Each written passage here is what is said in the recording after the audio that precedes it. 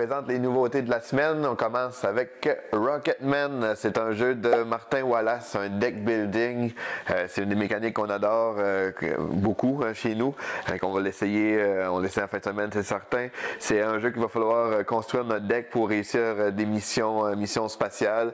Martin Wallace, c'est un des auteurs qui nous a proposé Anno 1800, Londres, Brass. C'est un super bon auteur, fait que on a bien hâte d'essayer ça.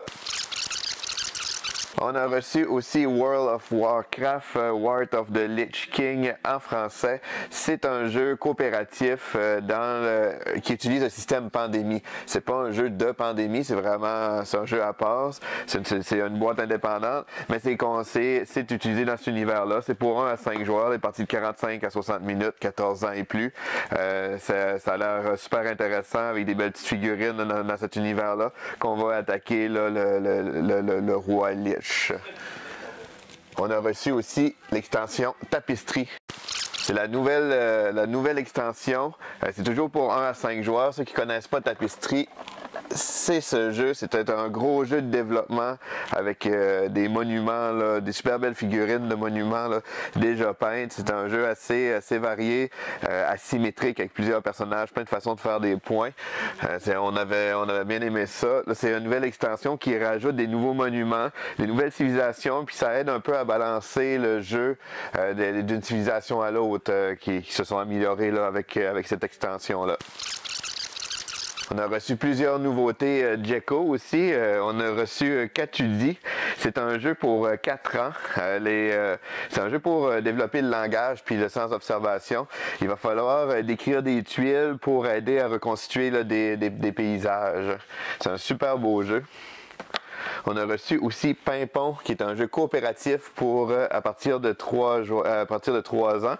C'est un jeu il va falloir travailler en équipe pour 2 à 5 joueurs, des parties environ 15 minutes, pour libérer le chemin pour réussir à porter le camion de pompiers le plus rapidement possible à la maison pour la sauver des flammes.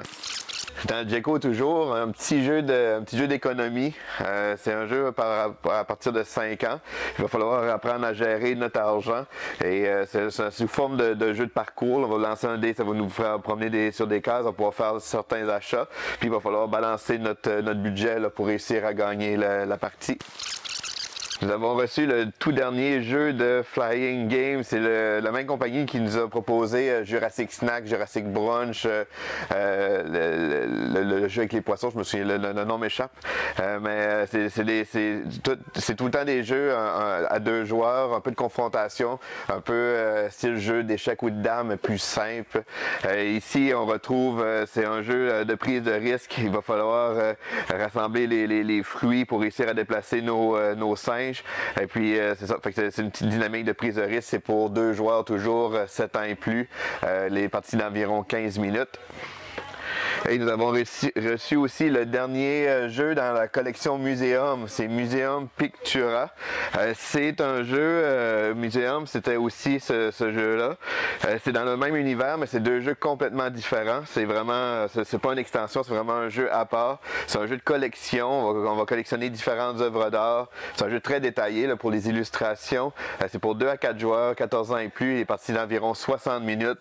C'est un très beau jeu, j'ai lu les premiers commentaires, on n'y a pas joué encore, ça devrait pas trop tarder, mais c'est supposé que c'est un jeu assez facile à prendre en main, mais avec une belle profondeur dans les stratégies. Donc c'est Museum Pictura et ça fait le tour des nouveautés de cette semaine.